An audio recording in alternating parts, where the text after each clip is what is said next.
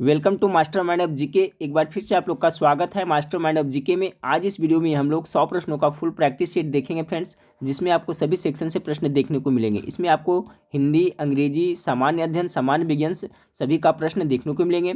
सभी को पता है कि 24 जनवरी को होमगार्ड का एग्जाम है फ्रेंड्स। आपके पास समय बहुत कम है फ्रेंड्स, और मैं कुछ ऑफिशियल वर्क से बिजी था, इसलिए आपको मास्टर वीडियो लिख करके टाइप कर करके आपको प्रोवाइड नहीं करा रहा था फ्रेंड्स, लेकिन अभी तैयार किया जा रहा है। तो आपको कल से लगातार मास्टर वीडियो ही प्रोवाइड कराया जाएगा।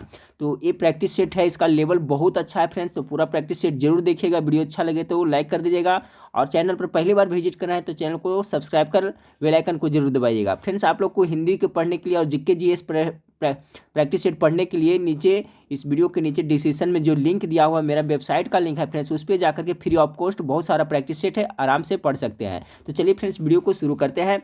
आज का पहला सवाल देखिए है कि निम्न में से किस अंग में रक्त शुद्ध होता है। आप लोग गेस करते चलिएगा फ्रेंड्स, थोड़ा सा वक्त दीजिएगा, डिस्क्राइब करते हुए चलेंगे फ्रेंड्स, अच्छी तरह से पढ़ेंगे। तो निम्न में से किस अंग में रक्त शुद्ध होता है, इसका राइट आंसर क्या होगा? पहला का जो राइट आंसर हो जाएगा ऑप्शन नंबर बी, वृक्क। ठीक है, वृक्क होगा हिंदी शब्द है, इसका अंग्रेजी क्या होता है? किडनी होता है।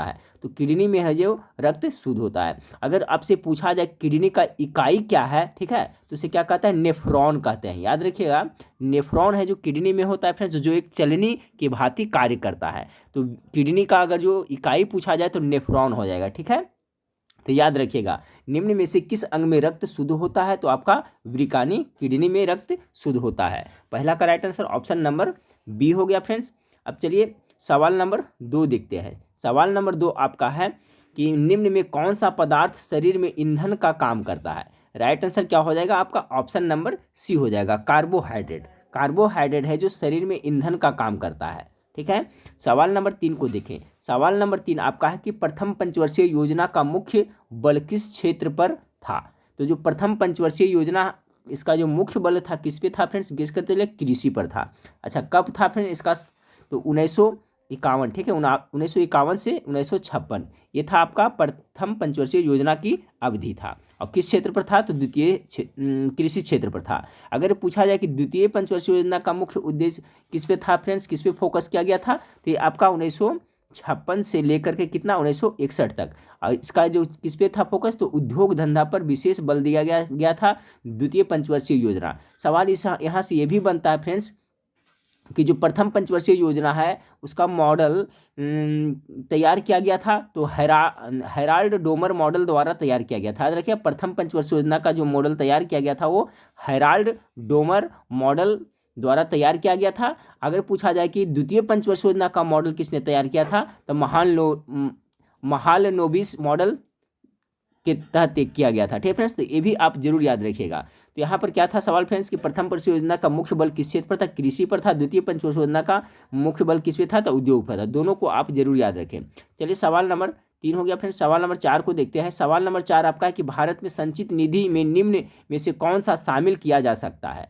तो संचित निधि के अंतर्गत आपका इसका हो जाएगा फ्रेंड्स संपूर्ण संपूर्ण कर आय, ए में है, बी में सभी प्रकार के ऋण, संपूर्ण गैर कर आय, डी, यानी right answer option number D हो जाएगा। कह रहा है कि भारत के संचित निधि में निम्न में से कौन शामिल किया जा सकता है? तो right answer option number D हो जाएगा।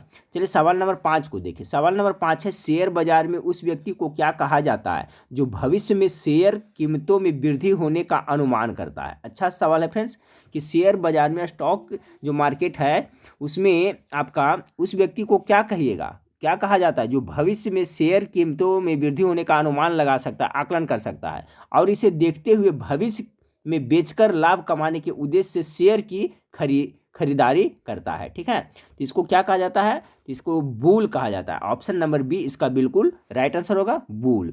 चलिए सवाल नंबर 6 देखिए, अंग्रेजी से सवाल है, चूज द करेक्ट स्पेलिंग। तो इसमें साइकोलॉजी किस तरह से लिखा जाएगा? तो चलिए आप लोग फटाफट गेस कीजिए 6 का राइट आंसर क्या होगा।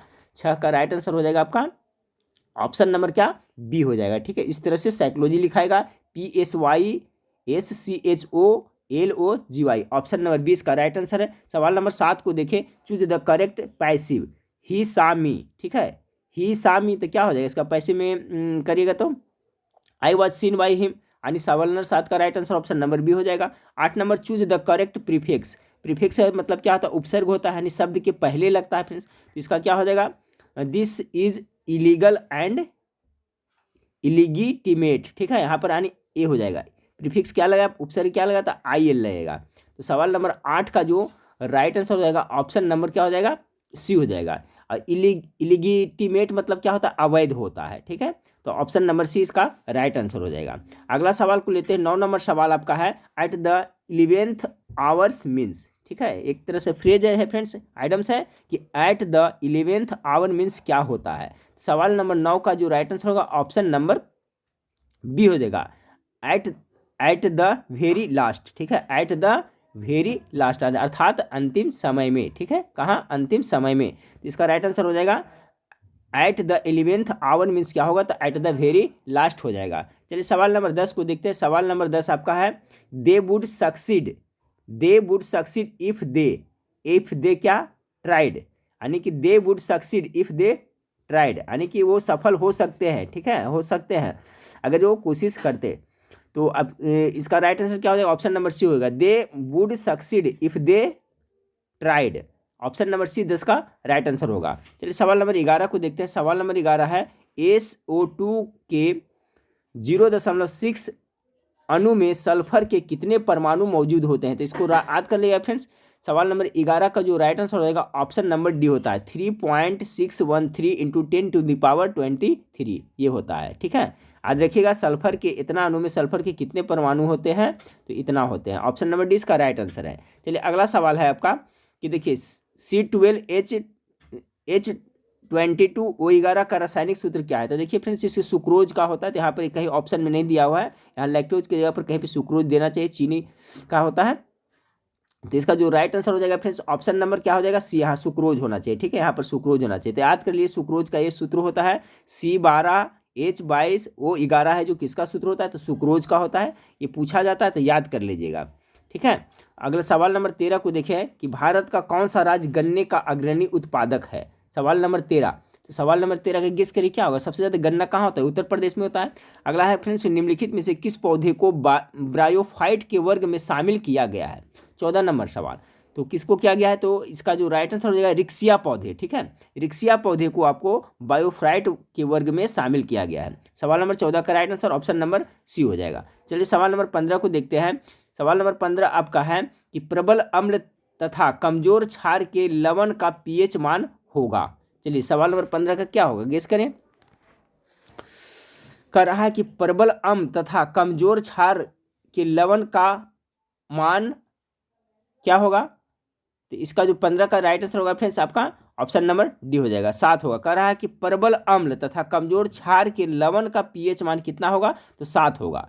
तो देखिए 7 जिसका होता है फ्रेंड्स वो क्या होता है कि उदासीन होता है, ठीक है। तो इसका मतलब जिस तरह से क्वेश्चन पूछा जा रहा है फ्रेंड्स कि प्रबल अम्ल और कमजोर क्षार के लवण का पीएच मान कितना होगा, तो एग्जैक्टली 7 होगा। अगर आपसे पूछा जाए कि आपका कि उदासीन शुद्ध जल का पीएच मान कितना होता है, तो उदासीन होता है 7 होता है। तो इसका हमने चेक किया हूँ फ्रेंड्स, इसका राइट आंसर यही 7 होगा कि प्रबल अम्ल तथा कमजोर क्षार के लवण का अगर जो मान पूछा जाए तो याद कर ले कितना होगा, 7 ही होगा।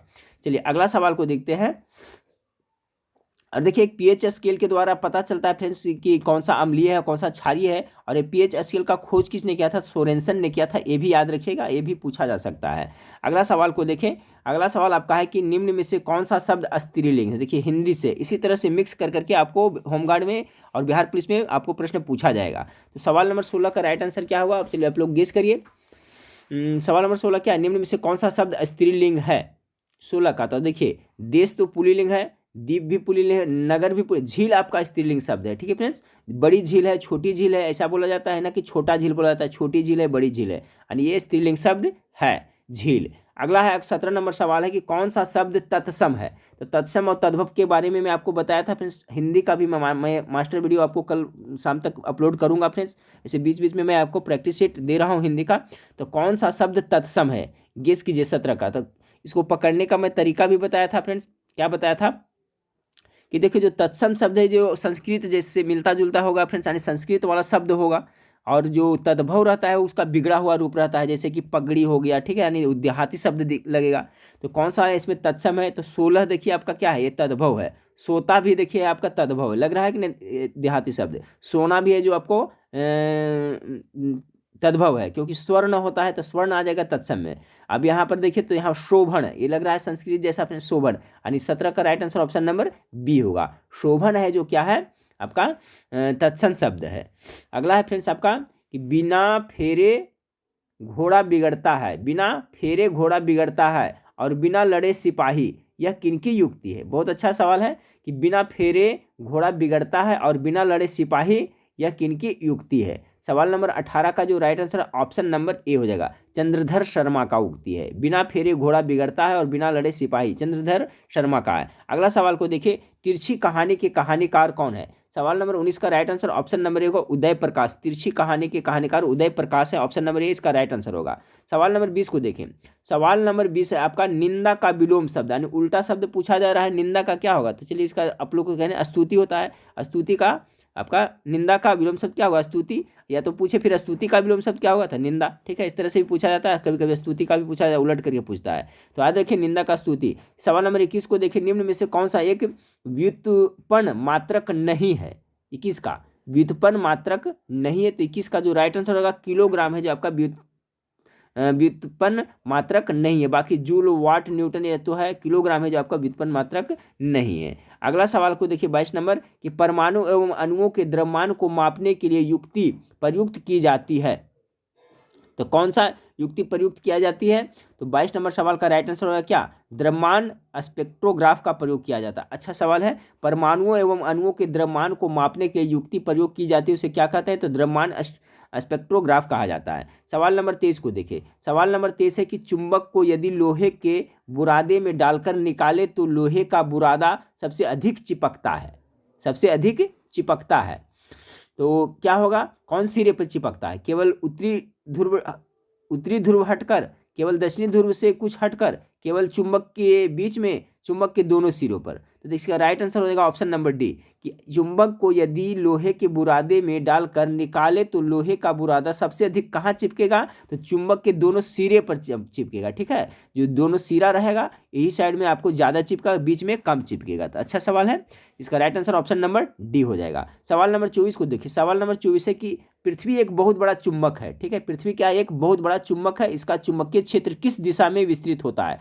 तो याद रखिएगा फ्रेंड्स, इस टाइप का प्रश्न आएगा तो इसका जो राइट आंसर होगा दक्षिण से उत्तर होगा, ना कि उत्तर से दक्षिण होगा। पृथ्वी एक बहुत बड़ा चुंबक है, इसका चुंबकीय क्षेत्र किस दिशा में विस्तृत होता है? तो दक्षिण से उत्तर विस्तृत होता है। अगला सवाल को देखिए, पी टाइप अर्धचालक बनाने के लिए शुद्ध सिलिकॉन में मिलाए जाने वाले अपद्रव्य परमाणु निम्नलिखित में से कौन है? तो देखिए जो पी टाइप का अर्धचालक बनाया जाता है उसमें मिलाने के लिए, शुद्ध सिलिकॉन में मिलाए जाने के लिए अपद्रव्य परमाणु है वो बोरॉन है, यानी 25 का जो राइट आंसर हो जाएगा ऑप्शन नंबर आपका बी बिल्कुल राइट आंसर हो जाएगा। चलिए सवाल नंबर 26 को देखें। सवाल नंबर 26 है कि किसी वस्तु के गति को सुपरसोनिक गति, ठीक है, यानी प्राध्वनिक गति कहा जाता है जब उसकी मैक संख्या क्या होता है? तो आप लोग पढ़े होंगे 1 से अधिक होने पर कहा जाता है। बहुत अच्छा सवाल है, किसी वस्तु के गति को सुपरसोनिक गति कहा जाता है जब उसकी मैक संख्या क्या होता है? 1 से अधिक होता है। यानी कि सवाल नंबर 26 का जो राइट आंसर होगा friends option number C 100% right answer है, बिल्कुल right answer option number C होगा, 1 से अधिक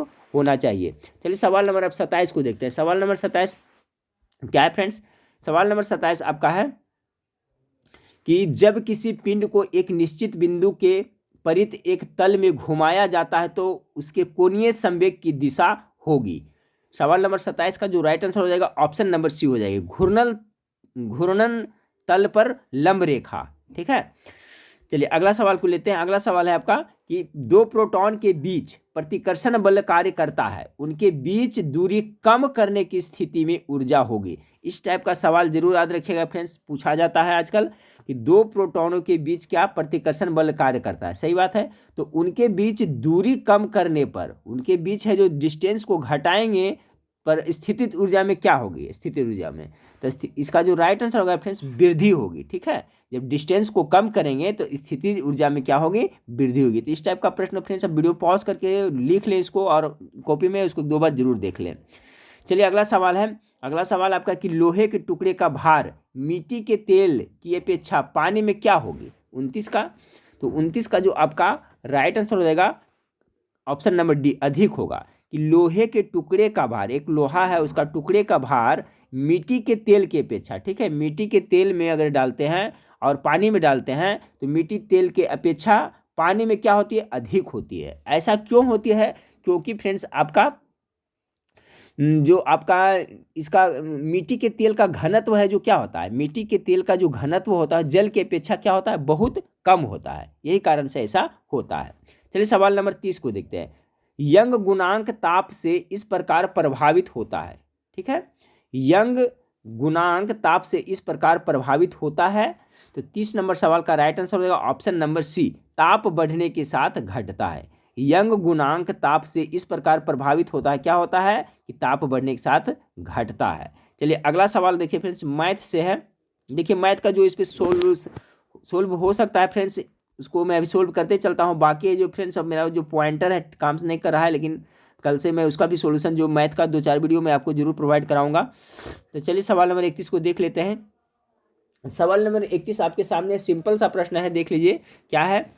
कह रहा है कि एक कंप्यूटर का वर्तमान मूल्य इतना है। ठीक है, 32 इकाई दहाई सैकड़ा हज़ार इकाई दहाई सैकड़ा हज़ार 32,450 है वर्तमान में, जो इसके पिछले वर्ष के मूल्य से 12% कम है।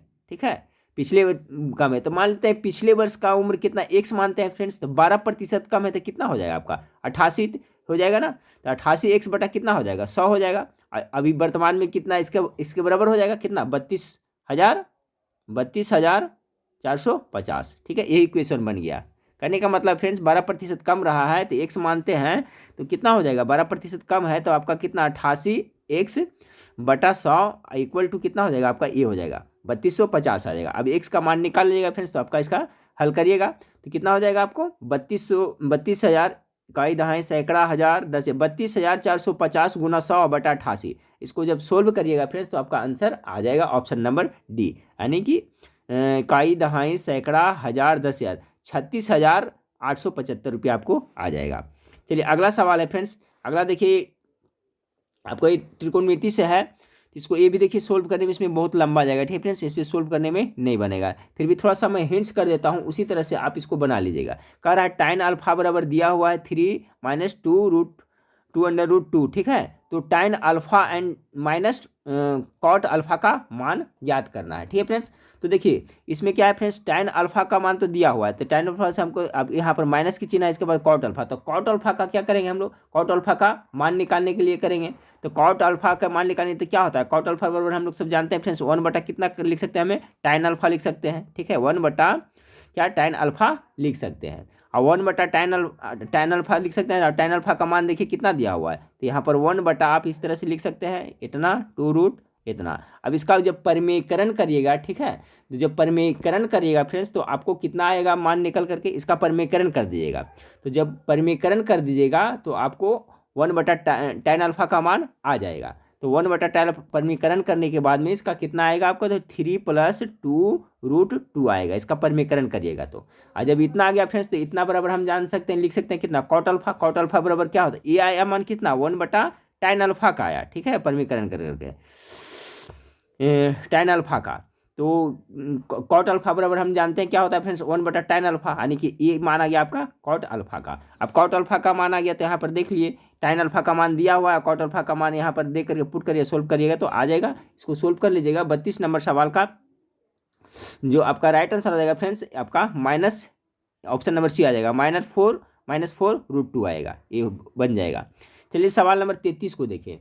सवाल नंबर 33 क्या है कि एक कक्षा के विद्यार्थियों को उतने ही 5 रुपये के सिक्के दान करने हैं जितने कक्षा में विद्यार्थी हैं। ठीक है, उतना ही दान करने हैं जितने कक्षा में विद्यार्थी हैं। यदि कुल संग्रह इतना रुपया है, ठीक है, तो देखिए टोटल इतना रुपया है, तो सबसे पहले हम 5 रुपये के सिक्के निकाल लेंगे। ठीक है, 5 रुपये के जब सिक्के निकाल लेंगे फ्रेंड्स तो यहाँ 5 से भागा देंगे, तो 5 से भागा दीजिएगा तो इसको काट दीजिएगा, 10 × 50 और अब कितना होगा 24 × 25 20, यानी कितना आता है आपको 1024 आएगा। अब देखिए 1024 आ रहा है फ्रेंड्स, अब क्या कर रहा है कि एक कक्षा के विद्यार्थियों को उतने ही 5 रुपये के सिक्के दान करना है जितने कक्षा में विद्यार्थी है। ठीक है, तो इसका क्या वर्गमूल निकाल लेंगे 1024 का, तो इसका राइट आंसर हो जाएगा। तो 1024 का वर्गमूल कितना होता है 32 होता है, यानी right answer option number D हो जाएगा। ठीक है फ्रेंड्स, तो इस तरह से देखिए मैथ आपको 8 से 10 मैथ रहेगा फ्रेंड्स, और ज़्यादा ध्यान देना, सभी पे ध्यान देना है, लेकिन ज़्यादा ध्यान आपको जीके जीएस पे देना है। मैथ रहेगा जो आप जनरल प्रैक्टिस सेट करते हैं तो वही लेवल का रहेगा, आप सोल्व कर सकते हैं। ठीक है, 33 हो गया फ्रेंड्स। अब सवाल नंबर 34 देखिए।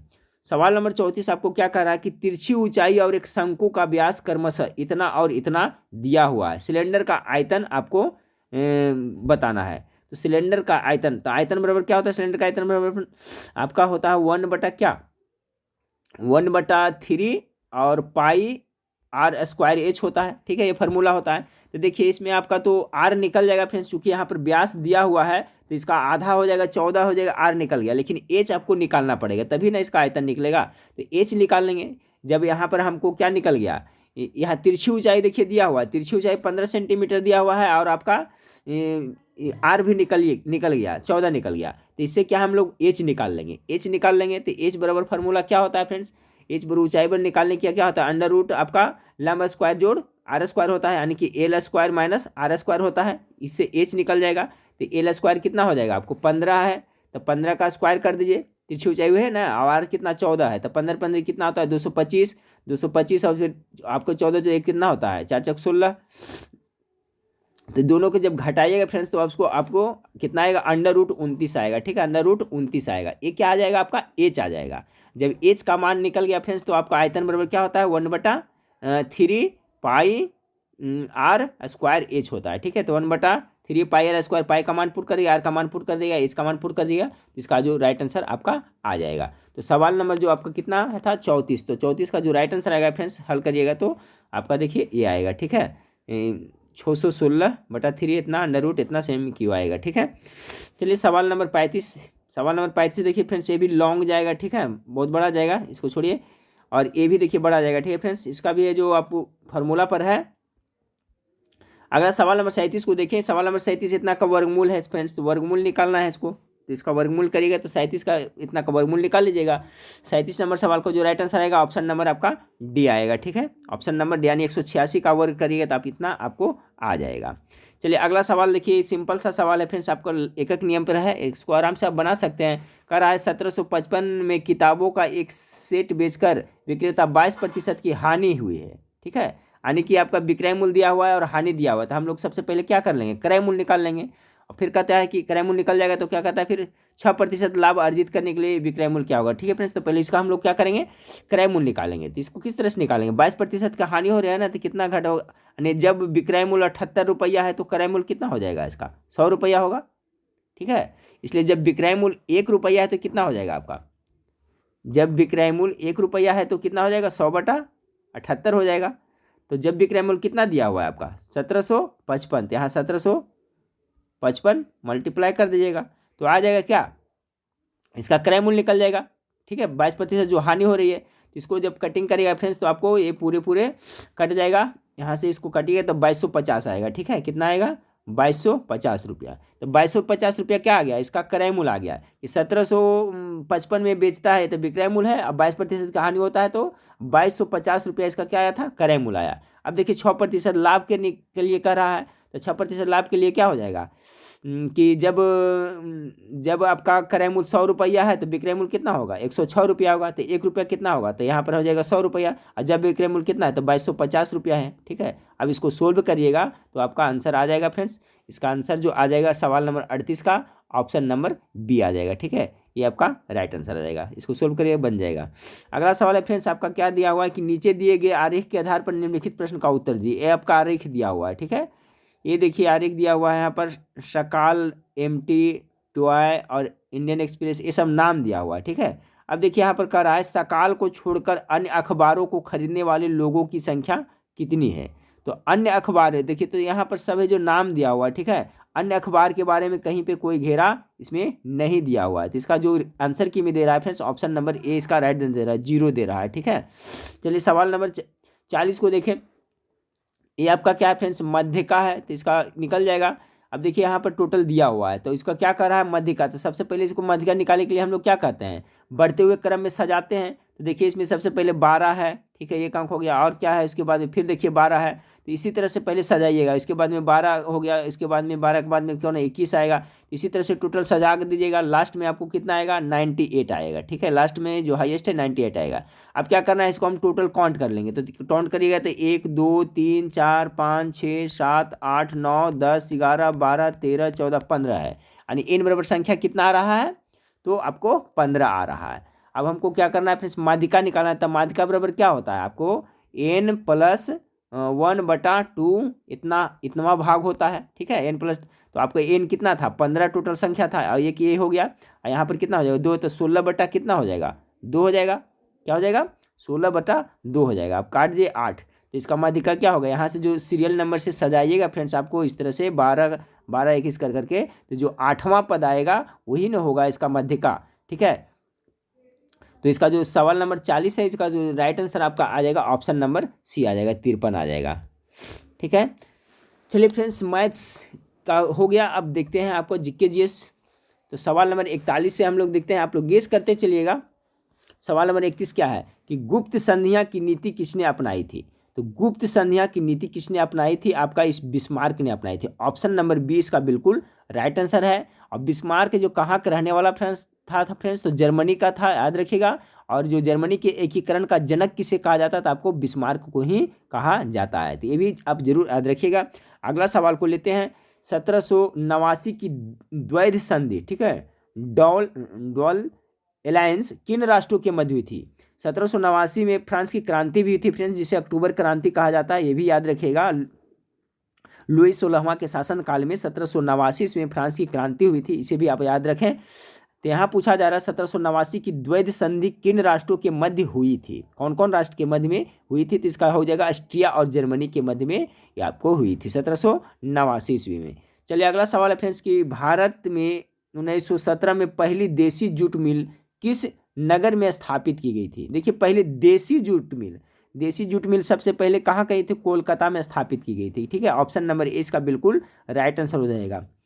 ऐसे अगर जो पूछा जाए फ्रेंड्स कि भारत में प्रथम जूट मिल कब स्थापना हुआ था, तो ये बहुत पहले हुआ था, आपका 1859 ईस्वी में हुआ था। लेकिन पूछा जाए पहली देसी जूट मिल कब हुई थी, तो आपका 1917 में और कलकत्ता में। और ये भी इसका भी स्थापना हुआ था जो कलकत्ता में हुआ था। तो चलिए अगला सवाल को लेते हैं। अगला सवाल है फ्रेंड्स आपका, भारतीय स्वतंत्रता संग्राम के काल के संदर्भ में इंडियन स्टैच्यूटरी, ठीक है, स्टैच्यूटरी कमीशन को आमतौर पर किस नाम से जाना जाता है। बहुत अच्छा सवाल है फ्रेंड्स, ये पूछा हुआ सवाल है। भारतीय स्वतंत्रता संग्राम के काल में संदर्भ में इंडियन स्टैच्यूटरी कमीशन को आप किस तौर कमीशन को आमतौर पर किस नाम से जाना जाता है। तो देखिए इसको साइमन कमीशन कहा जाता था। ठीक है फ्रेंड्स, 44 का जो right answer option number D हो जाएगा। अब देखिए साइमन कमीशन से क्या प्रश्न बनता है फ्रेंड्स, तो ये आप जरूर याद रखिएगा कि साइमन कमीशन का जो गठन हो गया था फ्रेंड्स, इसकी घोषणा हो गया था जो आपको इंग्लैंड में ब्रिटेन में कब हो गया था, तो आपको 8 नवंबर 1927 कम से कम जरूर याद रखें। 1927 में आपको इसकी घोषणा हुई थी साइमन कमीशन की। लेकिन सवाल पूछा जाता है कि साइमन कमीशन भारत है जो कब पहुंचा। ठीक है, भारत कहाँ पहुंचा था, मुंबई पहुंचा था। तो भारत में मुंबई कब पहुंचा था, तो ये याद रखिएगा। साइमन कमीशन भारत कब आया था, तो 3 फरवरी 1928 ईस्वी को साइमन कमीशन भारत के मुंबई पहुंचा था। इसी कमीशन को यहाँ का सब विरोध किए थे फ्रेंड्स, और लाला लाजपत राय ने है जो इनका विरोध करके एक जुलूस करके इसका विरोध कर रहे थे, जिसमें इनको डंडे से सर पे चोट लगी थी, तो इनकी मृत्यु हो गई थी। ठीक है फ्रेंड्स, लाला लाजपत राय का एक बहुत ही अच्छा कृति पूछा जाता अनहैप्पी इंडिया। ठीक है फ्रेंड्स, क्या याद रखिएगा, अनहैप्पी इंडिया के लेखक कौन है फ्रेंड्स, तो इनका जो लाला लाजपत राय है, ये जरूर याद रखिएगा। तो इसमें बहुत सारा जीके बना फ्रेंड्स, याद रखिएगा। कम से कम ये तो जानिए इंडियन स्टैट्यूटरी किसे कहा जाता है, तो साइमन कमीशन को कहा जाता है। साइमन कमीशन का गठन 1927 में इंग्लैंड में हुआ था फ्रेंड्स। लेकिन भारत कब आया था, तो 3 फरवरी 1928 ईस्वी को भारत यह पहुंचा था। तो सवाल नंबर 44 हो गया फ्रेंड्स। आप सवाल नंबर 45 को देखिए। सवाल नंबर 45 आपके सामने है। सवाल नंबर 45 आपका है कि किसके प्रयत्नों से बम्बई में प्रथम महिला विश्वविद्यालय की स्थापना हुई थी। इसका जो राइट आंसर होगा फ्रेंड्स डी.के. कर्वे। ठीक है, बिल्कुल राइट आंसर है, डी.के. कर्वे के मदद से। किसके प्रयत्नों से बम्बई में प्रथम महिला विश्वविद्यालय की स्थापना हुई थी, तो डी.के. कर्वे की मदद से की गई थी। सवाल नंबर 46 को देखिए। सवाल नंबर 46 है, 1905 ईस्वी में बंगाल विभाजन किस वायसराय ने किया था। सिंपल सा प्रश्न है फ्रेंड्स, सबको इसका आंसर पता होना चाहिए, बहुत बार बता चुके हैं। तो देखिए इसका जो राइट आंसर होगा लॉर्ड कर्जन। ठीक है फ्रेंड्स, इसका थोड़ा डिटेल देख लेते हैं। डिटेल में क्या है, इसका क्वेश्चन पूछा जाता है कि जो बंगाल का विभाजन हुआ था फ्रेंड्स, तो एग्जैक्टली अगर जो घोषणा हुआ था आपको कब हुआ था, तो 19 जुलाई। ठीक है, याद रखिएगा 19 जुलाई कितना 1905 में ये घोषणा हुआ था। लेकिन ये लागू कब हुआ था फ्रेंड्स, तो आपको 16 अक्टूबर 1905 से हुआ था। ठीक है, 16 अक्टूबर से आपको ये पूर्ण रूप से लागू हुआ था, 16 अक्टूबर 1905 ईस्वी में। किसने किया था फ्रेंड्स, तो लॉर्ड कर्जन ने किया था, ये भी याद रखिएगा। चलिए सवाल नंबर 47 को देखिए, दक्षिण अफ्रीका में रहने की अवधि में महात्मा गांधी निम्न में से किस पत्रिका का प्रकाशन किया था।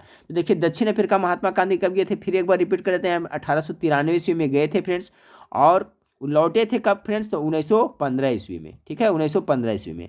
और कितना तारीख को, तो 9 जनवरी को। इसलिए 9 जनवरी को प्रवासी भारत प्रवासी दिवस के रूप में आपको मनाया जाता है। तो ये आप भी जरूर याद रखिएगा। गए थे 93 में और लौटे थे 1915 में, भारत लौटे थे। ठीक है, तो ये आपका एक दो सवाल यहाँ बन गया फ्रेंड्स, कब गए थे और कब लौटे और किस तारीख को लौटे थे, उस दिन का दिवस मनाया जाता है, ये भी हो गया। और अब पूछा जा रहा है यहाँ फ्रेंड्स कि दक्षिण अफ्रीका में रहने की अवधि महात्मा गांधी निम्न में से किस पत्रिका का प्रकाशन किया था। तो देखिए उन्होंने इंडियन ओपिनियन का प्रकाशन किया था। 47 का जो राइट आंसर हो जाएगा ऑप्शन नंबर डी। अब पत्रिका के बारे में आ जाए फ्रेंड्स, तो देखिए इन्होंने साप्ताहिक पत्रिका भी किया था फ्रेंड्स, 3 जो हमेशा पूछा जाता है, तो एक नवजीवन इनका है। ठीक है, तो नवजीवन इनका जो प्रकाशन किए थे वो गुजराती और में किए थे मुख्य रूप से। ठीक है, गुजराती भाषा में। उसके बाद में नवजीवन हो गया। उसके बाद एक है फ्रेंड्स यंग इंडिया है। ठीक है, क्या है, यंग इंडिया है। यंग इंडिया का प्रकाशन, नवजीवन का प्रकाशन और साथ साथ में हरिजन का प्रकाशन, तीनों का किसने किया था फ्रेंड्स, तो आपका महात्मा गांधी ने किया था। नवजीवन गुजरात में था, यंग इंडिया है जो अंग्रेजी में था फ्रेंड्स, हरिजन जो था जो हिंदी साप्ताहिक पत्रिका था, हिंदी में था वो। ठीक है, तो आप इसे जरूर याद रखिएगा। गांधी जी से संबंधित और कुछ सवाल क्या पूछा जा सकता है फ्रेंड्स, तो उसको रिवीजन करते चले। अगर जो पूछे आपसे कि 1 मैन बाउंड्री फोर्स किसे कहा गया था, तो देखिए इसमें 3 सवाल बनता है। 1 मैन बाउंड्री फोर्स किसे कहा गया था, तो आपका महात्मा गांधी को कहा गया था। किसके द्वारा कहा गया था, तो लॉर्ड माउंटबेटन के द्वारा यह कहा गया था। 1 man boundary force Mahatma Gandhi को कहा गया, किसने कहा था, तो लॉर्ड माउंटबेटन ने। और एक पूछा जाता है फ्रेंड्स कि आपको नंगा फकीर, ठीक है, नंगा फकीर या देशद्रोही फकीर किसने कहा था, तो विंस्टन चर्चिल ने आपको महात्मा गांधी को नंगा फकीर कह करके पुकारा था। ठीक है, कहा था। तो ये सब जरूर आप याद रखिएगा। और जो इंडियन ओपिनियन था फ्रेंड्स आपका वहाँ अफ्रीका में इन्होंने किया था। दक्षिण अफ्रीका में रहने अवधि महात्मा गांधी ने किस पत्रिका का प्रकाशन किया था, तो इंडियन ओपिनियन के किया था। कब किया था फ्रेंड्स, तो 1903 ईस्वी में इन्होंने किया था। चलिए अगला सवाल को लेते हैं। अगला सवाल आपका है कि मगध की राजधानी कौन सी। 48 का अच्छा सवाल है, हो सकता है पूछा जाए। तो मगध की जो राजधानी थी जो कहाँ थी, तो गिरब्रिज यानी वर्तमान में राजगिरी। ऑप्शन नंबर सी इसका बिल्कुल राइट आंसर हो जाएगा।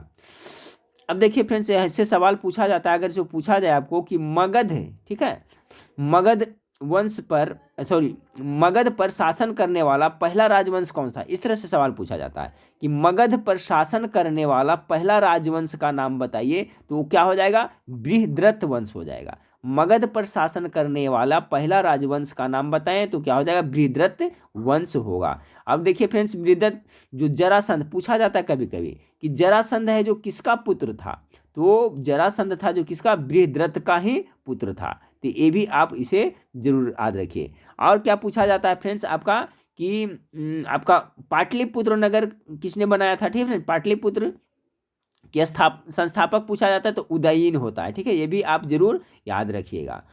चलिए अगला सवाल को लेते हैं। सवाल नंबर आपको 49 है कि किस राज्य में सर्वाधिक चंदन के वृक्ष पाए जाते हैं। तो सबसे ज़्यादा चंदन कहाँ पाया, कर्नाटका में आपको पाया जाता है। 49 का right answer option number D हो जाएगा। अब चलिए सवाल नंबर 50 को देखें। सवाल नंबर 50 आपका है फ्रेंड्स कि भारत में कितने राज्य तट रेखा से लगे हैं। बहुत अच्छा सवाल है। तटीय भारत में कितने राज्य हैं जो तट रेखा से लगे हुए हैं, तो इसकी टोटल संख्या कितना हो जाएगी, 50 नंबर का गेस करें। इसका राइट आंसर होगा ऑप्शन नंबर सी, टोटल कितना है, 9 है। अब इसमें से भी पूछा जाता है फ्रेंड्स कि सबसे बड़ा है जो तटीय रेखा किस राज्य का है, तो सबसे बड़ा अगर पूछा जाएगा तो आपका क्या हो जाएगा, गुजरात का है। ये याद रखिएगा, तटीय रेखा में सबसे बड़ा जो सीमा है किसका है, तो गुजरात का है।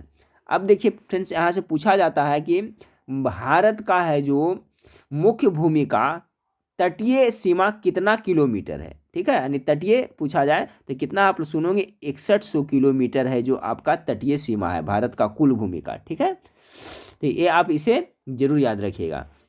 चलिए तो अगला सवाल को लेते हैं। अगला सवाल आपका है कि निम्नलिखित में से किस राज्य की भूमि भारत के पूर्वी और पश्चिमी तटों पर स्थित है। टॉप मोस्ट वीवीआई की जीके है। कौन सा राज्य है फ्रेंड्स जिसका भूमि भारत के पूर्वी और पश्चिमी दोनों तटों पर स्थित है? तो दोनों तटों पर है आपका पुडुचेरी यानी पांडिचेरी। ऑप्शन नंबर ए इसका राइट आंसर होगा। अगला सवाल को देखें, धूम कोहरा स्मोग, ठीक है, धूम कोहरा को अंग्रेजी में क्या कहते हैं? स्मोग, याद रखिएगा, में मौजूद आंख में जलन पैदा करने वाला एक शक्तिशाली द्रव्य है। ये भी अच्छा सवाल है फ्रेंड्स आपका साइंस का। तो सवाल नंबर 52 का जो राइट आंसर होगा ऑप्शन नंबर सी हो जाएगा। जो धूम कोहरा में मौजूद आंख में जलन पैदा करने वाला शक्तिशाली द्रव्य उसका नाम क्या है? तो पैरोक्सी एसिटाइल नाइट्रेट, ठीक है, ऑप्शन नंबर सी इसका राइट आंसर हो जाएगा। धूम कोहरा में क्या है? पैरोक्सी एसिटाइल नाइट्रेट, यानी 52 का right answer option number C होगा। सवाल नंबर 53 को देखें, कह रहा है कि भूमि और मिट्टी का कटाव कैसे रोका जा सकता है? इस टाइप का सवाल देखिए एक न हमेशा पूछा जाता है और सब सही करके आते हैं। फसल चक्रण को अपनाकर, सही है। पशुओं की चराई पर नियंत्रण कर, ये भी सही है। वनों की अनधिकृत कटाई पर रोक लगाकर, सही, यानी ऑप्शन नंबर डी इसका बिल्कुल राइट आंसर हो जाएगा 53 का। सवाल नंबर 54 को देखिए। सवाल नंबर 54 आपका है कि जल प्रदूषण को रोकने में कौन उपाय कारगर नहीं है? ठीक है फ्रेंड्स, देखिए आप लोग एग्जाम में इस बात पर ध्यान दीजिएगा कि पूछ क्या रहा है या नहीं है। क्या है कि जल्दी जल्दी में नहीं है पूछ रहा है, हम लोग क्या समझ बैठते हैं कि है पूछ रहा है। इसमें एक दो प्रश्न गलत होने की संभावना होती है, इसलिए इस पर ध्यान दीजिएगा क्योंकि ऐसा मेरे साथ हो चुका है। तो 54 का है फ्रेंड्स, कह रहा है कि जल प्रदूषण को रोकने में कौन सा कारगर नहीं है? तो सवाल नंबर 54 का जो राइट आंसर हो जाएगा फ्रेंड्स ऑप्शन नंबर सी हो जाएगा। तालाबों में कीटनाशक दवाएं छिड़की जाए, ये नहीं है। ये क्या है? इससे तो और बढ़ेगा, ठीक है। तो जल प्रदूषण को रोकने में कौन सा उपाय कारगर नहीं है? तो ऑप्शन नंबर सी इसका राइट आंसर होगा। ठीक है फ्रेंड्स, और देखिए आप लोग जो OMR शीट किस तरह से भरा जाएगा फ्रेंड्स, इससे संबंधित मैं वीडियो आपको कर दूंगा, कल शाम तक कर दूंगा फ्रेंड्स, नहीं तो परसों पक्का मैं कर दूंगा। जो ऑफिशियल वेबसाइट पर जो मेन आपको जो हूबहू OMR शीट वहाँ दिया जाएगा वही OMR शीट भर करके मैं आपको अच्छी तरह से बता दूंगा। उसके लिए आप लोग कॉमेंट करके बोले थे, तो उसके लिए टेंशन ना ले फ्रेंड्स, आपको एग्जाम के पहले मैं जरूर बता दूंगा। तो चलिए सवाल नंबर 55 है, जोजिला दर्रा जोड़ता है। तो जोजिला दर्रा कहाँ जोड़ता है? श्रीनगर को लेह से जोड़ता है। 55 नंबर सवाल का right answer option number A हो जाएगा, ठीक है। अगला सवाल को देखिए फ्रेंड्स, 56 नंबर की, भैंसों की कौन सी नस्ल गुजरात के दक्षिण पश्चिम भाग में पाई जाती है? तो सुरती का नाम आप लोग सुने होंगे, ठीक है। तो सुरती है जो कहाँ पाया जाता है फ्रेंड्स? आपका गुजरात के दक्षिण पश्चिमी भाग में। 56 नंबर सवाल का right answer option number C हो जाएगा। चलिए सवाल नंबर 57 को देखें। सवाल नंबर 57 है, हरित क्रांति से अभिप्राय है। बहुत अच्छा सवाल है फ्रेंड्स। तो हरित क्रांति तो आप तो सभी गेस करें तो क्या होगा? 57 का right answer option number D हो जाएगा। कृषि संबंधी उच्च उत्पाद विविधता प्रोग्राम के लिए। अभी देखिए हरित क्रांति से बहुत सा प्रश्न पूछा जाता है। अगर पूछा जाए कि पूरे संसार में हरित क्रांति का जनक किसे कहा जाता है, तो नॉर्मन बोरलॉग का नाम सुना होगा। तो नॉर्मन बोरलॉग है जो आपको हरित क्रांति के जनक कहा जाते हैं पूरे विश्व में, ठीक है। लेकिन अगर आपसे पूछ दिया जाए कि भारत में हरित क्रांति का जनक किसे कहा जाता है, तो भारत में जो हरित क्रांति का जनक है जो MS स्वामीनाथन को कहा जाता है। याद रखिएगा, भारत में हरित क्रांति का जनक MS स्वामीनाथन को कहा जाता है। अगर पूछा जाए भारत में जो हरित क्रांति में कौन सा फसल में अधिक उत्पादन में वृद्धि हुई थी, तो आपका ये गेहूं फसल में हुई थी, ठीक फ्रेंड्स। आपको याद रखिएगा गेहूं फसल में अधिक वृद्धि हुई थी। अगर पूछा जाए कि भारत में हरित क्रांति का जो अवधि है, क्रांति कब से कब हुआ था माना जाता है प्रारंभ, तो देखिए भारत में जो हरित क्रांति का अवधि है 1966 से लेकर के 1967 में माना जाता है। इसे आप जरूर याद रखिएगा, ठीक फ्रेंड्स। तो कॉन्सेप्ट आप लोग को क्लियर हो गया। तो आगे बढ़ते हैं। अगला सवाल आपका है कि भारतीय संविधान के किस अनुच्छेद में गो हत्या पर प्रतिबंध लगाया गया? याद कर ले फ्रेंड्स, बहुत अच्छा सवाल हो सकता है पूछा जाए। तो अनुच्छेद 48, ठीक है, अनुच्छेद 48 के तहत ऐसा प्रावधान है। भारतीय संविधान के किस अनुच्छेद में गो हत्या पर प्रतिबंध लगाया गया है? तो अनुच्छेद 48 यानी ऑप्शन नंबर सी इसका बिल्कुल राइट आंसर हो जाएगा। चलिए सवाल नंबर 59 को देखते हैं। राज्यपाल किसे मुख्यमंत्री नियुक्त कर सकता है? तो किसे नियुक्त कर सकता है? चलिए कॉमन सेंस की बात है, इसका मैं चारों ऑप्शन पढ़ देता हूँ, आप लोग सही करें। राज्यपाल किसे मुख्यमंत्री नियुक्त कर सकता है? पहला, विधानसभा में बहुमत प्राप्त दल के नेता को। बी में विधान परिषद में बहुमत प्राप्त दल के नेता को। सी में विधानमंडल के सदस्यों की प्रतिनिधि को। डी में प्रधानमंत्री के द्वारा निर्देशित व्यक्ति को। इसका राइट आंसर क्या होगा?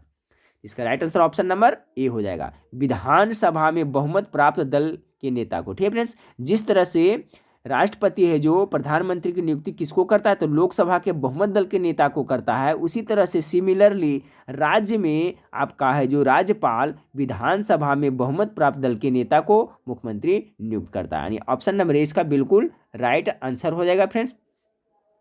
और एक से सवाल पूछा जा सकता है कि भारतीय संविधान के किस अनुच्छेद के तहत भारतीय संविधान के किस अनुच्छेद के तहत राज्यपाल है जो मुख्यमंत्री की नियुक्ति करता है। ठीक है, तो ये सवाल पूछा जा सकता है फ्रेंड्स। तो राज्यपाल है जो मुख्यमंत्री की नियुक्ति, कितना अनुच्छेद, अनुच्छेद आपका 164 के तहत, याद रखिएगा अनुच्छेद 164 के अंतर्गत है जो आपका राज्यपाल है जो मुख्यमंत्री की नियुक्ति कर सकता है। तो ये भी याद रखिए अनुच्छेद 114। चलिए सवाल नंबर 60 को देखिए, राज्य मंत्रिपरिषद के मंत्रियों की नियुक्ति कैसी होती है। इसका भी आप लोग सही करें फ्रेंड्स। ऑप्शन ए में राज्यपाल के द्वारा, बी में मुख्यमंत्री के द्वारा, सी में मुख्यमंत्री के परामर्श पर राज्यपाल के द्वारा, या डी में दल के अध्यक्ष के द्वारा। तो चलिए गेस करिए फ्रेंड्स, राइट आंसर आप लोग देख लिए होंगे, ऑप्शन नंबर सी होगा, मुख्यमंत्री के परामर्श करता। राज्यपाल तो करवे करता है, ठीक है फ्रेंड्स। राज्य मंत्रिपरिषद के जो अन्य मंत्री होते हैं उसका नियुक्ति तो राज्यपाल करता है, डेफिनेटली बिल्कुल सही है, लेकिन किसके सलाह पे, किसके परामर्श पे, तो आपका मुख्यमंत्री के परामर्श पे ऐसा करता है। ऐसा नहीं कि डायरेक्ट आप मार दीजिएगा राज्यपाल के द्वारा, मुख्यमंत्री से सलाह लेकर के ही करता है।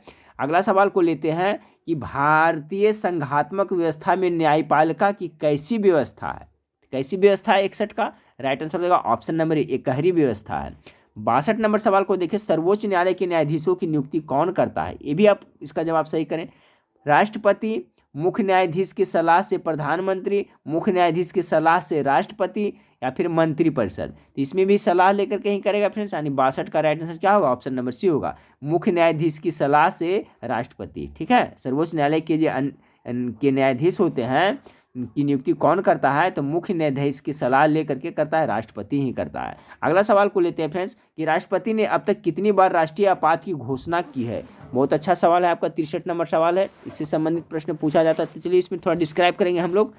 देखिए थोड़ा वक्त दीजिए फ्रेंड्स, क्या है कि ऐसा नहीं कि जो मैं प्रश्न बता रहा हूँ ये क्वेश्चन हूबहू यही पूछा जाए। मैं पहले भी बार कह चुका हूँ कि ये जो साइड से बता रहा हूँ फ्रेंड्स वो भी पूछा जा सकता है। तो आपका एक सवाल के साथ 2 या 3 सवाल कवर हो रहा है, तो ऐसा 100 प्रश्न देख रहे हैं फ्रेंड्स, तो मेरे ख्याल से 150 या 200 प्रश्न आप लोग डिस्कस कर रहे हैं। ठीक है, तो ये बात को समझिए, थोड़ा वक्त लगता है तो इसका माइंड नहीं करना है। तो सवाल नंबर 63 क्या कह रहा है कि राष्ट्रपति ने अब तक कितनी बार राष्ट्रीय आपात काल की घोषणा की है, तो टोटल कितने बार, 3 बार। अब कब कब किया है फ्रेंड्स ये भी याद रखिए। तो 2 बार तो बाह्य आक्रमणकारियों के कारण हुआ था। पहला हुआ था कितना, 1962 ईस्वी में जब चीन ने भारत पर आक्रमण किया था। दूसरा हुआ था 1971 ईस्वी में फ्रेंड्स जब भारत और पाकिस्तान के साथ युद्ध हुआ था। तो ये 3 बार हुआ, तो 2 बार तो बाहरी आक्रमण से हो गया 1962 और 1971 में। लेकिन तीसरा बार कब हुआ था फ्रेंड्स, तीसरा हुआ था आपका 1975 में। कब, 1975 ईस्वी में हुआ था। और यह किस कारण से हुआ था, इसका आंतरिक आपातकाल की घोषणा की गई थी। ठीक है, आंतरिक आपातकाल यानी कि अपने में जो एडजस्टमेंट नहीं हो रहा था उसकी वजह से ये हुआ था, तो 1975 में। तो तीनों आपको याद हो गया, टोटल 3 बार, 62, 71 और 75 में किया गया था अब तक 3 बार। ठीक है फ्रेंड्स, सवाल नंबर 63 हो गया। सवाल नंबर 64 को देखें। सवाल नंबर 64 की भारत में उच्च जन्म दरों का कारण क्या है। चलिए गेस करिए। ए में शिक्षा की कमी, बिल्कुल सही है। बी में क्या, संयुक्त परिवार प्रथा, ये भी सही है।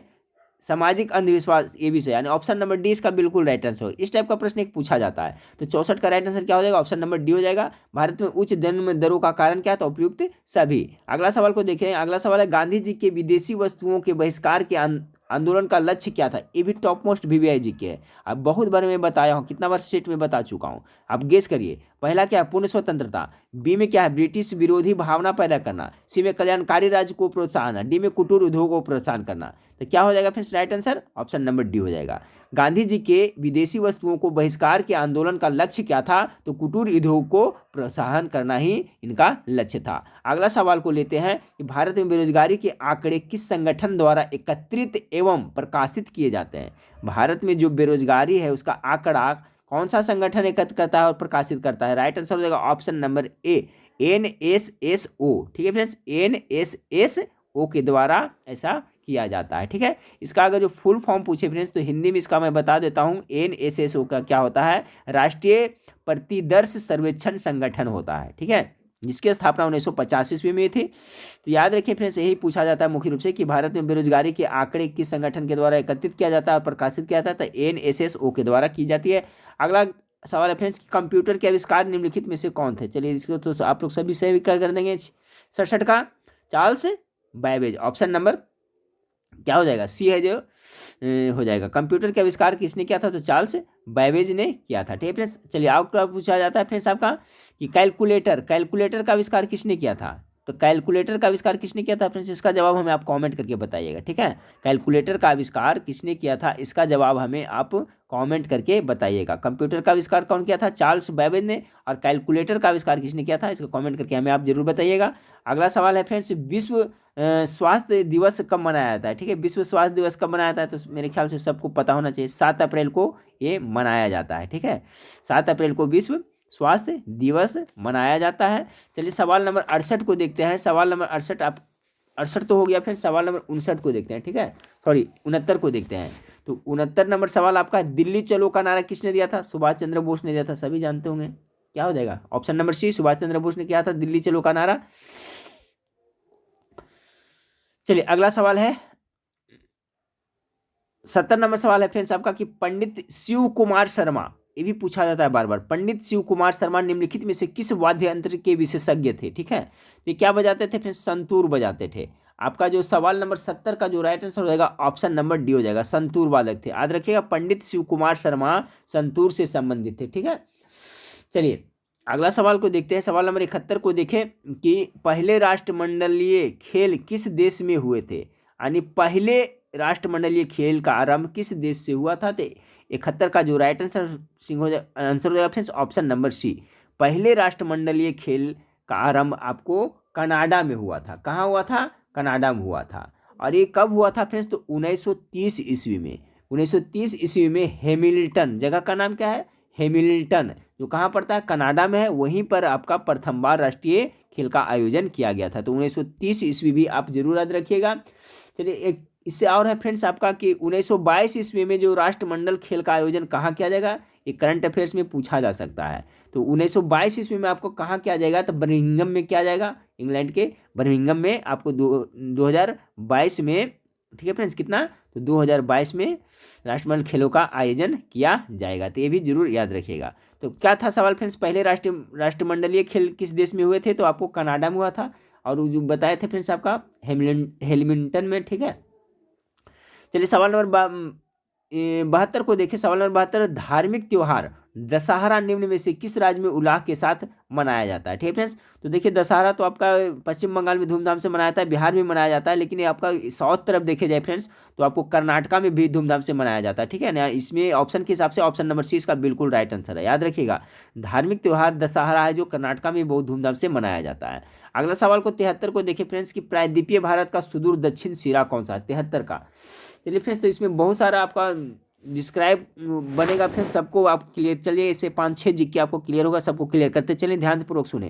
कह रहा है फ्रेंड प्रायद्वीपीय भारत का सुदूर दक्षिण सिरा, दक्षिणतम सिरा क्या रहा है, तो दक्षिणतम सिरा क्या होगा, सवाल नंबर 73 का राइट आंसर हो जाएगा इंदिरा पॉइंट है। दक्षिणतम सिरा हो जाएगा इंदिरा पॉइंट हो जाएगा फ्रेंड्स, क्या हो जाएगा, इंदिरा पॉइंट है जो आपका दक्षिणतम सिरा है। सवाल नंबर 73 का right answer option number A होगा। ठीक है, और फ्रेंड्स जो इंदिरा पॉइंट हो कहाँ स्थित है, ये भी कभी कभी आपको पूछा जाता है। तो इंदिरा पॉइंट जो पड़ता है आपका कहाँ पड़ता है, निकोबार द्वीप समूह में पड़ता है। देखिए कहाँ से प्रश्न पूछा जा सकता है, किस तरह से बनेगा। पहला तो है फ्रेंड्स इंदिरा पॉइंट है जो भारत प्रायद्वीपीय भारत का क्या है, सुदूर दक्षिणतम सिरा है। इंदिरा पॉइंट कहाँ स्थित है, तो आपका ये पड़ता है निकोबार द्वीप समूह में पड़ता है। ठीक है, अब पूछा जाएगा अगर फ्रेंड्स कि भारत के उत्तरी बिंदु क्या है। ठीक है, उत्तर वाला बिंदु तो इंदिरा कॉल हो जाएगा। ठीक है, इधर दक्षिण में इंदिरा पॉइंट है और उत्तर में है जो क्या है, इंदिरा कॉल है, और ये कहाँ पड़ता है, ये जम्मू कश्मीर में पड़ता है। ठीक है, अगर जो आपसे पूछा जाए फ्रेंड्स कि भारत का जो पश्चिमी बिंदु कौन है, सबसे पश्चिमतम बिंदु कौन है, तो सर क्रीक है, वो क्या पड़ता है, उसको क्या कहते हैं, सर क्रीक है। पश्चिम वाला बिंदु क्या है, सर्क क्रीक, इसे आप रिवीजन करते चले। सर्क क्रीक है जो कहाँ पड़ता है, तो गुजरात में पड़ता है। अब अगर जो पूछा जाए फ्रेंड्स कि भारत के पूर्वी बिंदु कौन सा है, सबसे पूर्वतम बिंदु क्या है, पूर्वोत्तर बिंदु क्या है, तो क्या होता है, वालांगू, क्या होता है, इसको कहते हैं वालांगू कहते हैं। ये वालांगू कहाँ पड़ता है, तो अरुणाचल प्रदेश में आपका पड़ता है। तो कितना सारा जीके हुआ फ्रेंड्स, एक बार फिर से मैं रिपीट कर देता हूँ, थोड़ा सा वक्त दीजिए। अगर जो पूछा जाए आपका कि इंदिरा पॉइंट है जो प्रायद्वीपीय भारत का सुदूर दक्षिणतम सिरा है, अगर जो दक्षिणतम सिरा इंदिरा पॉइंट है तो उत्तर वाला सिरा क्या, इंदिरा कॉल है। इंदिरा पॉइंट कहाँ है फ्रेंड्स, आपको निकोबार द्वीप समूह में है। पश्चिमी बिंदु अगर भारत के बारे में पूछा जाए तो सर क्रीक गुजरात में है। अगर भारत के पूर्वी बिंदु पूछा जाए फ्रेंड्स तो वालांगू है जो अरुणाचल प्रदेश में है। तो सबको जरूर याद रखिएगा। चलिए फ्रेंड्स सवाल नंबर 74 को देख लेते हैं। HIV का पूरा नाम क्या है? HIV वायरस सभी जानते होंगे फ्रेंड्स। इसका जो राइट आंसर क्या हो जाएगा? ऑप्शन नंबर ए हो जाएगा, human immuno deficiency virus. Option number A इसका राइट आंसर होगा। सवाल नंबर 75 को देखें। सवाल नंबर 75 आपका है कि पाचन के बाद कार्बोहाइड्रेट को परिवर्तित कर दिया जाता है। बहुत अच्छा सवाल है। इसमें दो सवाल मैं बताऊंगा फ्रेंड्स, दोनों बहुत इंपॉर्टेंट है। ठीक है, एक तो ये हो गया पाचन के बाद कार्बोहाइड्रेट को परिवर्तित किस में कर दिया जाता है? तो आपको ग्लूकोज में बदल दिया जाता है। ठीक है, सवाल नंबर 75 का right answer option number B होगा, ग्लूकोज में हो जाएगा। अब देखिए पूछा जाता है कि आपको जो कार्बोहाइड्रेट है जो हमारी कोशिका में किस रूप में संचित होती है? ये सवाल बहुत बार रिपीट हुआ है। तो देखिए कार्बोहाइड्रेट जो संचित होता है वो ग्लाइकोजेन के रूप में होता है। याद रखिएगा, जो संचित होता है कार्बोहाइड्रेट वो ग्लाइकोजन के रूप में होता है। तो ये सवाल इंपॉर्टेंट है बहुत ज़्यादा। तो दो सवाल हो गया फ्रेंड्स। पहला सवाल हो गया कि पाचन के बाद कार्बोहाइड्रेट को परिवर्तित कर दिया जाता है ग्लूकोज में, और कार्बोहाइड्रेट जो हमारे शरीर में किस रूप में संचित होता है? तो ग्लाइकोजन के रूप में संचित होता है। अगला सवाल है फ्रेंड्स अब 76 नंबर कि अपने के लिए लड़ना धर्म रिक्त स्थान, हिंदी से है। तो अपने स्वत्व ठीक है, अपने स्वत्व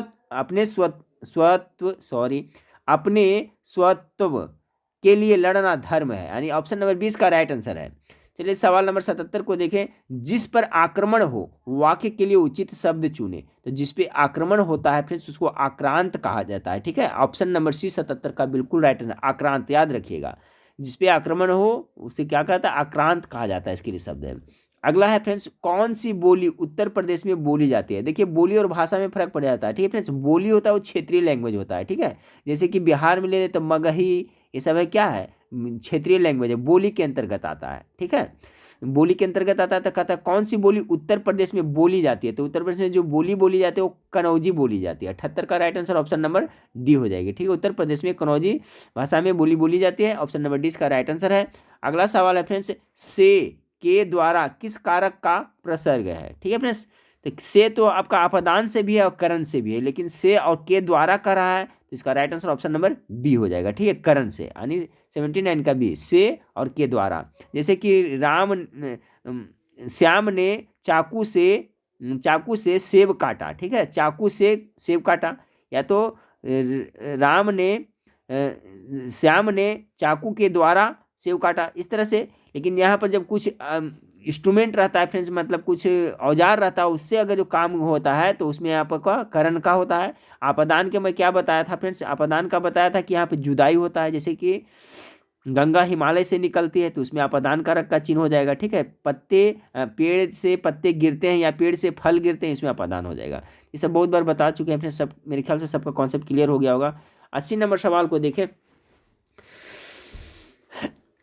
80 नंबर सवाल है, अनुपयुक्त शब्द का प्रयोग किस वाक्य में है? कौन सा वाक्य है जिसमें अनुपयुक्त शब्द है? तो देखिए फ्रेंड्स, इसमें right answer option number B है, पूजनीय पिताजी नहीं, पूज्य पिताजी। ठीक है, पूजनीय नहीं होना चाहिए। ठीक है, पूज्य पिताजी आ गए, पूजनीय पिताजी नहीं। Option number B right answer होगा। अगला सवाल है फ्रेंड्स आपका कि एक गोलाकार दर्पण और पतली गोलाकार लेंस में प्रत्येक 10 सेंटीमीटर की फोकल लंबाई होती है।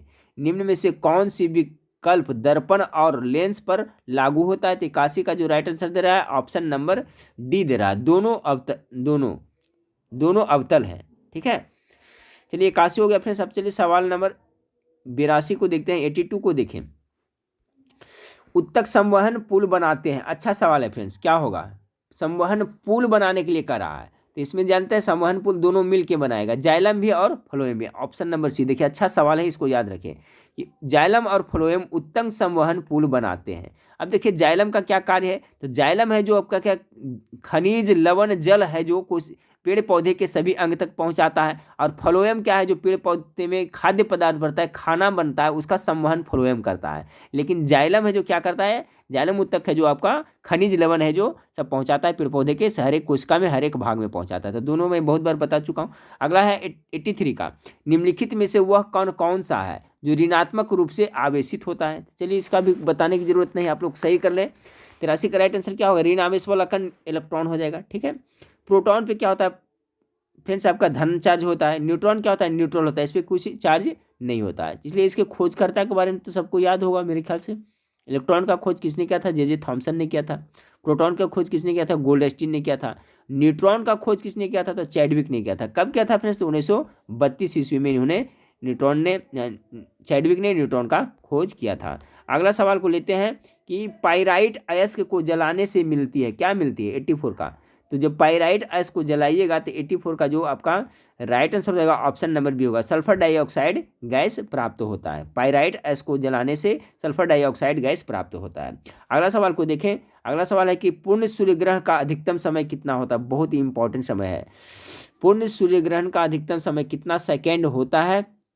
तो गेस करें। 85 का जो राइट आंसर होगा ऑप्शन नंबर सी, कितना? 460 सेकेंड का होता है। एक बात ध्यान रखिए फ्रेंड्स कि पूर्ण जो सूर्य ग्रहण होता है हमेशा क्या होता है? अमावस्या के दिन ही लगता है। ये भी याद रखिएगा, पूछा जाता है। अमावस्या के दिन लगता है जो सूर्य ग्रहण लगता है, और चंद्र ग्रहण लगता है वो पूर्णिमा का दिन लगता है। तो ये जरूर याद रखिएगा। अब कहता है कि एक से सवाल और पूछा जाता है सूर्य ग्रहण से कि सूर्य ग्रहण के समय दिखाई देने वाला भाग को क्या कहते हैं? जैसे ग्रहण लगा हुआ है जो काला काला दिखता है उसको क्या कहते हैं? उसे कोरोना कहते हैं। क्या कहते हैं? कोरोना कहा जाता है उसे। ठीक है, चलिए 86 को देखें। 86 है कि लाल कमल का फूल हरे प्रकाश में देखने पर कैसा देगा? देखिए बहुत तरह से घुमा के पूछा जाता है। तो जब पूछा जाए फ्रेंड्स कोई भी चीज़ के बारे में कि लाल कमल का फूल या लाल कुछ भी हरे प्रकाश में कैसा दिखेगा, तो लाल हरा प्रकाश में काला दिखता है। यानी ऑप्शन नंबर डी इसका बिल्कुल राइट आंसर हो जाएगा। 87 को देखें। 87 आपका प्रत्यावर्ती धारा को दिष्ट धारा में परिवर्तित किया जाता है। प्रत्यावर्ती धारा मतलब क्या? एसी करंट हो गया फ्रेंड्स, अल्टरनेटिव करंट, और डीसी हो गया। एसी को डीसी में कौन बदलता है? रेक्टिफायर द्वारा बदला जाता है। यानी ऑप्शन नंबर सी इसका बिल्कुल राइट आंसर हो जाएगा। चलिए 88 को देखते हैं। हाइड्रोजन के समस्थानिक कितने होते हैं? बहुत बार बताएं, कितने होते हैं? 3 होते हैं। कौन कौन फ्रेंड्स? प्लूटोनियम, ड्यूटेरियम और ट्राइटेरियम। यानी ऑप्शन नंबर इसका डी जो बिल्कुल राइट आंसर हो जाएगा। ठीक है, भारी जल किसे कहते हैं फ्रेंड्स? आप लोग याद रखिए, इसे पूछा जाता है। तो ड्यूटेरियम ऑक्साइड को कहता है D2O। ठीक है, D2O है जो क्या होता है? भारी जल होता है इसका। ठीक है फ्रेंड्स, और एक प्रश्न पूछा जाता है यहाँ तो हाइड्रोजन के कितने समस्थानिक होते हैं? तो 3 होते हैं। अगर आपसे पूछ दिया जाए सबसे अधिक समस्थानिक किसका होता है, तब क्या कहिएगा? तो सबसे अधिक समस्थानिक जो होता है पोलोनियम का होता है। सबसे अधिक समस्थानिक होता है किसका होता है? तो पोलोनियम का होता है। सबसे ज़्यादा समस्थानिक किसका होता है? कौन सा तत्व का होता है फ्रेंड्स? तो आपका पोलोनियम का होता है। कितना होता है? तो टोटल 28 होता है। हाइड्रोजन को तो यहाँ 3 ही हो रहा है ना, लेकिन ये पोलोनियम का कितना होता है? 28 होता है। तो इसका भी आप जरूर याद रखें। अगला सवाल को लेते हैं 89 को कि आधुनिक आवर्त सारणी आधारित है, किस पे आधारित है? आधुनिक, प्राचीन नहीं, आधुनिक। तो आधुनिक है जो आपका परमाणु क्रमांक पे आधारित है। यानी ऑप्शन नंबर सी इसका बिल्कुल राइट आंसर होगा। अब अगर पूछा जाए फ्रेंड्स कि आवर्त सारणी का खोज किसने किया था, सर्वप्रथम आविष्कार किसने किया था, तो उसको मेंडलीफ ने किया था। याद रखिएगा, मेंडलीफ ने। और मेंडलीफ है जो फ्रेंड्स आपको बनाए थे आवर्त सारणी, उसमें आधार क्या माने थे वो? तो परमाणु भार को आधार माने थे। ठीक है, लेकिन आधुनिक आवर्त सारणी में परमाणु क्रमांक पर सजाया गया है। अगर पूछा जाए आपको आधुनिक आवर्त सारणी के जन्मदाता कौन है, प्रवर्तक कौन है, तो उनको आपको क्या कहेगा? मोसले साहब है। ठीक है, आधुनिक आवर्त सारणी का जो प्रवर्तक है वो कौन है? तो मोसले साहब है। अब सवाल पूछा जाता है फ्रेंड्स कि आधुनिक जो आवर्त सारणी है उसमें आपको आवर्तों की संख्या कितनी है? ठीक है, ये पूछा जाता है। तो याद रखिएगा कि आधुनिक आवर्त सारणी में आवर्तों की संख्या टोटल कितना है? तो 7 है। ठीक है, और वर्ग की संख्या पूछा जाए तो कितना है? 18 है। ठीक है, 18 7 25। ठीक है फ्रेंड्स, यानी कि ये तो याद हो गया होगा मेरे ख्याल से फ्रेंड्स कि आधुनिक आवर्त सारणी में, ठीक है, आधुनिक आवर्त सारणी में आवर्तों की संख्या कितना है? 7 है, और वर्ग की संख्या कितना है? 18 है। दोनों मिलाकर कितना हो जाता है फ्रेंड्स? 25 होता है। तो याद रखें, आवर्त की संख्या 7, वर्ग की संख्या 18। ठीक है फ्रेंड्स, तो ये सब जरूर याद रखें, इसे भी प्रश्न पूछा जा सकता है। 90 नंबर सवाल को देखें कि सामान्य जीवन में प्रयोग की जाने वाली निम्न धातुओं में कौन मिश्र धातु नहीं है? स्टील तो मिश्र धातु है फ्रेंड्स, ब्रास भी है, तांबा नहीं है। ठीक है फ्रेंड्स, यह है जो मिश्र धातु नहीं है। ऑप्शन नंबर डी इसका राइट आंसर हो जाएगा। ठीक है, आंसर नंबर डी इसका बिल्कुल राइट आंसर हो जाएगा। चलिए सवाल नंबर 91 को देखें कि किसी द्रव को वाष्प में परिवर्तित कर दूसरे स्थान पर भेजने व फिर उसे ठंडा कर द्रव में परिवर्तित करने के लिए कर लेने की प्रक्रिया क्या कहलाती है? देखिए इस टाइप का सवाल आपको पूछा जा सकता है। ठीक है, क्योंकि अब थोड़ा स्टैंडर्ड क्वेश्चन पूछा जाता है फ्रेंड्स, पहले जैसा नहीं कि बल्कि सही मात्रा क्या होगा, इस सिंपल सिंपल रहता था। 91 का क्या है फ्रेंड्स, कि कह रहा है कि किसी द्रव को वाष्प में परिवर्तित कर दूसरे स्थान पर भेजने व फिर उसे ठंडा कर द्रव में परिवर्तित कर लेने की प्रक्रिया क्या कहलाती है। तो 91 का जो राइट आंसर होगा फ्रेंड्स ऑप्शन नंबर बी, आसवन कहलाती है। क्या कहलाती है, आसवन। अगला सवाल बहुत इंपॉर्टेंट है, इससे सवाल पूछा जा चुका है फ्रेंड्स आपका बिहार पुलिस में, कि हमारी जीभ का वह भाग जो मीठा स्वाद बनाता है, ठीक है, तो मीठा स्वाद कहाँ बनाएगा फ्रेंड्स आपका, चलिए, तो मीठा का अग्रभाग हो जाएगा, ठीक है, 92 का बी हो जाएगा, और कड़वा का कौन हो जाएगा, तो पीछे होगा। इसको ट्रिक से याद कर ले फ्रेंड्स, ठीक है, मीठा खाना है तो क्या आगे कोशिश करेंगे ना, तो जीभ क्या करेगा, आगे कोशिश करेगा, यानी जीभ का जो अग्रभाग है जो मीठा खाने के चक्कर में यानी आगे रहेगा, यानी कि अग्रभाग हो गया मीठा स्वाद के लिए, और फिर आपका कड़वा स्वाद के लिए कौन सा हो जाएगा, जीभ का जो पश्च भाग हो जाएगा, पश्च भाग हो जाएगा जो आपका कड़वा स्वाद के लिए हो जाएगा। तो इसे जरूर याद रखिए फ्रेंड्स, आगे वाला मीठा और पीछे वाला क्या करता है, कड़वा स्वाद का अनुभव करता है। चलिए अगला सवाल 93 को देखें, कि यदि पिता ए रुधिर वर्ग एवं माता बी रुधिर वर्ग की है तो संतान हो कैसा होगा। अगर पिता का ब्लड ग्रुप ए है, माता का ब्लड ग्रुप बी है, तो उसका से जो संतान पैदा होगा उसका ब्लड ग्रुप क्या होगा फ्रेंड्स। तो याद रखिएगा, अगर इस तरह से रहे पिता का ए और माता के बी, तो उसका हो जाएगा आपका ए बी तथा ओ, यानी सभी हो जाएगा, यानी ऑप्शन नंबर ए इसका बिल्कुल राइट आंसर हो जाएगा। ठीक है, उसका क्या होगा, ए भी हो सकता है, बी भी हो सकता है, ए भी हो सकता है और ओ भी हो सकता है। चलिए अगला सवाल को देखते हैं फ्रेंड्स। अगला सवाल आपका कि रक्त में होता है, तो रक्त में क्या होता है, एक सवाल पूछा जाता है फ्रेंड्स कि रक्त क्या है। ठीक है, तो तरल संयोजी उत्तक है, ये भी पूछा जाता है, याद रखिएगा। अगर रक्त मुख्य रूप से अगर पूछा जाए कि क्या है, तो ये क्या है, एक तरल संयोजी उत्तक है, रक्त है जो। ठीक है, तो याद रखिए, एक प्रश्न बन गया। आप कह रहा है कि रक्त में होता है, रक्त में क्या होता है, कितना कितना क्या होता है, तो 94 का राइट आंसर हो जाएगा फ्रेंड्स आपका लगभग 55% प्लाज्मा होता है और 45% क्या होते हैं, जो आपको कणिकाएं होते हैं, ठीक, कार्पोलेसेस होते हैं। तो ऑप्शन नंबर इसका बिल्कुल राइट आंसर हो जाएगा। चलिए अगला सवाल है कि निम्नलिखित में से वह कौन सी कंप्यूटर स्मृति है, कौन सी कंप्यूटर स्मृति है जिसे आंकड़ों और प्रोग्राम के अल्पकालिक संग्रहण के लिए प्रयोग किया जाता है। अल्पकालीन के लिए पूछा जा रहा है फ्रेंड्स, तो क्या हो जाएगा इसका, रैम हो जाएगा, random access memory, full form इसका याद रखिएगा। रैम हो जाता है, क्या होता है फ्रेंड्स, अल्पकालिक संग्रहण के लिए, यानी अस्थाई मेमोरी होता है। रैम होता है जो क्या होता है, अस्थाई होता है, जबकि रोम होता है जो क्या होता है फ्रेंड्स, ये होता है जो अस्थाई मेमोरी होता है। रोम होता है जो क्या होता है, अस्थाई होता है। तो रैम का फुल फॉर्म हो गया रैंडम एक्सेस मेमोरी फ्रेंड्स, जो अस्थाई है, और जो अस्थाई हो गया फ्रेंड्स रोम, इसका क्या होता है, रीड ओनली मेमोरी इसका होता है। ये आपका परमानेंट मेमोरी होता है। कंप्यूटर का परमानेंट मेमोरी रोम होता है और टेम्पररी मेमोरी जो रैम होता है। चलिए ये भी याद रखें। अगला सवाल आप देखिए, अंग्रेजी से आ गया फ्रेंड्स कि ट्रांसलेट इनटू इंग्लिश, मामला भी विचाराधीन है। राइट आंसर क्या होगा, ट्रांसलेट करें फटाफट आप लोग। मामला भी विचाराधीन है, क्या होगा 96 का, 96 हो गया, the matter is still under consideration, यानी ऑप्शन नंबर सी इसका बिल्कुल राइट आंसर होगा। 97 को देखें, 97 है कि translate into Hindi, translate Hindi का था, एप्लीकेशन में बी रिजेक्टेड।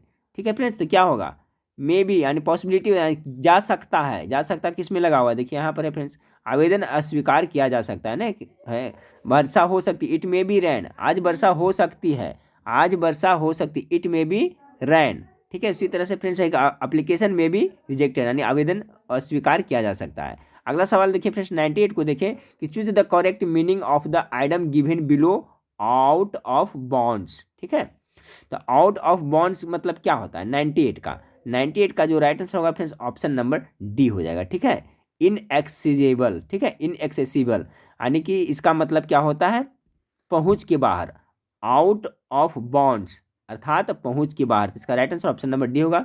चलिए फ्रेंड्स अब देखते हैं 99 से 100 में क्या कह रहा है। 99 100 में कह रहा है चूज करेक्ट प्रीपोजिशंस पूछा जा रहा है। ही गेट्स अप क्या होता है, एट 6 o'clock, देखिए यहाँ पर 6 बजे, एट का प्रयोग होगा, ऑप्शन नंबर सी इसका राइट आंसर होगा। अब लास्ट सवाल है friends, how are you going to deal, तो डील हमेशा कौन प्रीपोजिशन लेता है फ्रेंड्स, डील है जो हमेशा विथ प्रीपोजिशन लेता है, याद रखिएगा डील विथ होता है, यानी ऑप्शन नंबर सी इसका राइट आंसर होगा। तो ये देखिए 100 प्रश्न था फ्रेंड्स आपका प्रैक्टिस सेट, बहुत अच्छा प्रैक्टिस सेट था फ्रेंड्स। और कल से मैं कोशिश करूंगा फ्रेंड्स मास्टर वीडियो जो टाइप करके क्वेश्चन करूँ फ्रेंड्स, सेपरेट विषय का तो कल से मैं जरूर प्रोवाइड कराऊंगा, ठीक है। इधर ऑफिशियली वर्क में थोड़ा ज़्यादा बिजी रहने के कारण फ्रेंड्स हमें टाइम नहीं मिल पाया, इसलिए आज मास्टर वीडियो आप लोग को प्रोवाइड नहीं करवा पाया टाइप करके। तो वीडियो अच्छा लगे तो लाइक जरूर करिएगा फ्रेंड्स, दोस्तों में शेयर जरूर करिएगा, और चैनल को अभी तक सब्सक्राइब किए तो चैनल को सब्सक्राइब कर लीजिएगा। तो नेक्स्ट वीडियो में फिर मिलते हैं, देखने के लिए थैंक यू, धन्यवाद।